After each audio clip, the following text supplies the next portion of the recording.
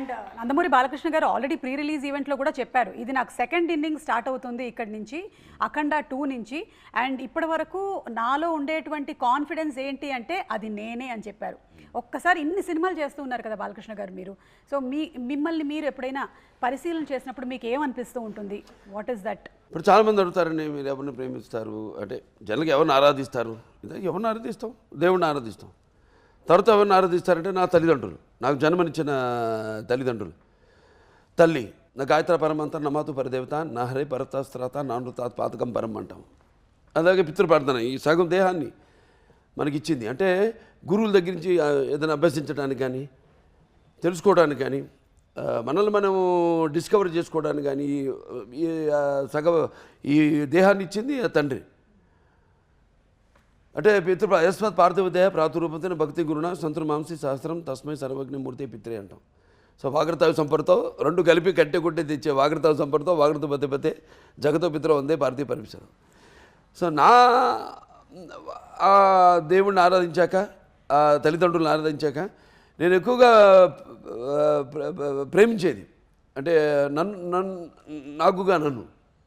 ఎందుకంటే ప్రతిదీ వేసే ప్రతి అడుగు కూడా అంటే నాకు ఎలా ఉంటుందంటే నా మాట సూటిగా ఉంటుంది, నా బాట ముక్కు సూటిగా ఉంటుంది, అలాగే నా వీక్షణం తీక్షణంగా దర్శనమిస్తుంది, అలాగే నా తీరు గాంభీర్యంగా వెలుగుతూ ఉంటుంది, అలాగే నా ఆత్మాభిమానమే మన చిరునామా అయినప్పుడు మరి ఆత్మవిశ్వాసమే నా నిలువెత్తు రూపం అంట నేను. అంటే నా రికార్డులన్నీ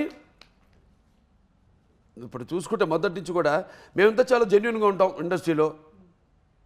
అంతే, మేము ఏదో గోరంతది కొండంత చేసే అలవాటు మాకు లేదు. ఆ సంస్కృతి సంస్కారం నా దగ్గర లేదు. సో నా రికార్డులన్నీ అన్స్టాపబుల్, అలాగే నా కలెక్షన్స్ అన్నీ అన్స్టాపబుల్, అలాగే నా అవార్డులన్నీ అన్స్టాపబుల్, నా రివార్డ్స్ అన్నీ అన్స్టాపబుల్.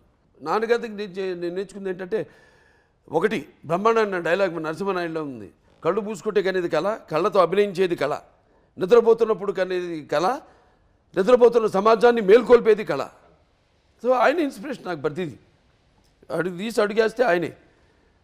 సో అలా ఏది నిష్కల్మషంగా మనం వేట్ల గురించి ఆలోచించాం కాబట్టి, మన గురించి, మన పాత్ర గురించి, మన నిర్మాత గురించి, లేకపోతే మన ఇండస్ట్రీ గురించి.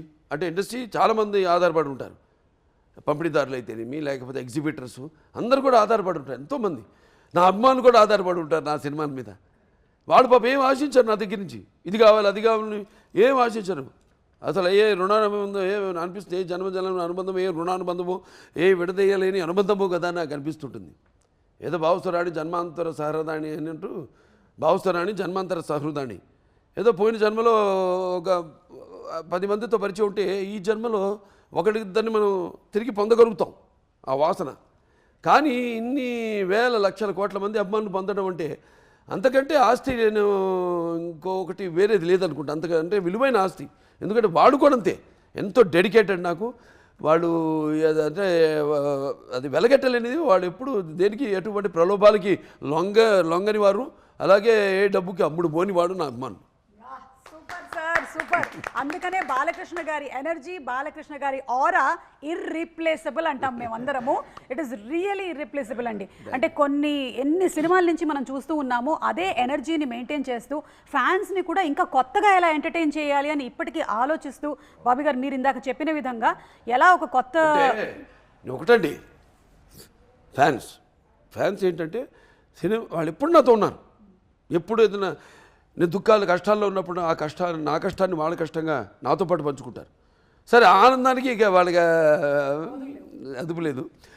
కానీ ఏంటంటే మెయిన్గా జనం మన తెలుగు వాళ్ళని నిజంగా చేతులెత్తి వాళ్ళకి నా ధన్యవాదాలు తెలియజేసుకోవాలి. ఎందుకంటే ఎప్పుడు ఏది కొత్తదనం ఇచ్చినా వాళ్ళు దాన్ని ఆస్వాదిస్తారు. ఏ కొత్తదనం ఇచ్చినా మనం ఇవ్వాలి. మందే ఏదైనా ఉంటే తప్పు మనలోనే ఉంది, కానీ లోపం వాళ్ళలో ఎప్పుడు లేదు. అది నాన్నగారి నుంచి కూడా చూసుకుంటే మీరు, ఆయన ఎప్పుడూ ఒక 20 సంవత్సరాలు ముందు ఆలోచించి సినిమాలు చేస్తూ ఉండేవారు. ఆయన ఎప్పుడైతే ఇండస్ట్రీ ఒకే పందాన్ని వెళ్తాందో టక జనం మారుతున్న జనానికి ఆయన first is the only hero in the country who commercialize the industry. Commercialize చేశారు టోటల్గా ఇండస్ట్రీని. కమర్షియలైజ్ చేసి ఆయన వాచకం, ఆయన ఆంగికం, ఆయన ఆహార్యం అంతా మార్చేసి జనాన్ని మెస్మరైజ్ చేసేసి జనం ఏం కావాలనుకుంటున్నారు కంటే కూడా ఇది ఇక ఫ్యూచర్ అని ఒక ఒక ఒక మార్గం చూపించారు ఆయన. ఇండస్ట్రీకి ఒక మార్గం చూపించారు ఎన్టీఆర్. సో జనం అందుకే ఎప్పుడు అంటుంటారు, జనం అంటే ఇక్కడి నుంచి రావాలి. అది నాకున్న జ్ఞాన సంపదలో బ్రాహ్మణుడిని, ఐశ్వర్యాలను, వైశ్యుడిని, మంచికి మాలని వంచిస్తే ఎదురు తిరిగే మాదిగని, కష్టాన్ని నమ్ముకున్న కమ్మరిని, కొమ్మరిని, కంసాన్ని, రజ్జుకుని, నాయ బ్రాహ్మణుని, కల్లుగిత కార్మికుడిని, కల్మషంలోని యాదవుడిని, ఆపదలో ఆదుకునే వెలమని, వ్యక్తిత్వంలో రాజుని, అమ్మను మరిపించే కమ్మని, పౌరుషంలో రెడ్డిని, భుజబలంలో కాపుని అని. Simple simple. నాకు ఫ్యాన్స్ అందరూ నా ఫ్యాన్సే. పార్టీలకి, కులాలకి అతీతంగా నాకు అవన్నీ నేను ఎప్పుడు అంటుంటాను. ఏ సినిమాకైనా భాషా భేదం కానీ, ఆడమగ తేడా కానీ, పండిత పామరాది పట్టుబిడుపులు కానీ, లేకపోతే ధనిక దారిద్రాది తారతమ్యములు కానీ, లేకపోతే అభిమాన దురభిమానులనే అడ్డకట్టలు నాకు ఉండవు. అది నేను సంపాదించిన ఆస్తి. సూపర్.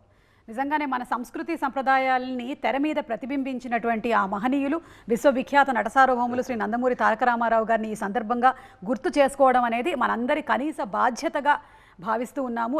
ఈ రోజున చాలామంది అంటే నందమూరి తారక రామారావు గారి సినిమాలు ఏవైతే ఉన్నాయో ఆ సినిమాల్లో ఉండేటువంటి ప్రతి ఒక్క డైలాగ్ని ఎంతోమంది చాలామంది దాన్ని మళ్ళీ బైహార్ట్ చేసి చెప్పగలుగుతున్నారు అంటే అది కేవలం ఆయన మనకిచ్చినటువంటి గొప్ప సంపద. అంతే. సినిమా మాధ్యమం ద్వారా ఆయన భక్తిని బతికిచ్చారు, భాషను బతికిచ్చారు, ఆ గెటప్స్ని బతికిచ్చారు. ఆ క్యారెక్టర్స్ ఎలా ఉంటాయి, కృష్ణుడు ఎలా ఉంటాడు ఎవడు తెలుసు, రాముడు ఎలా ఉంటాడు, లేకపోతే రావణాసుడు, ప్రతి నాయకులు కూడా, దుర్యోధనుడు ఎలా ఉంటాడు, భీముడు ఎలా ఉంటాడు, ఒక అర్జునుడు ఎలా ఉంటాడు, అర్జునుడే ఆ బృహన్ ఎలా ఉంటాడు, ఇవన్నీ ఆయన క్యారెక్టర్స్ చేసేసి ఆయన ఒక డిక్షనరీ, ఒక ఎన్సైక్లోపీడియా ఆయన మాకు జనరేషన్ ఇన్స్పైర్ చేశారు సార్.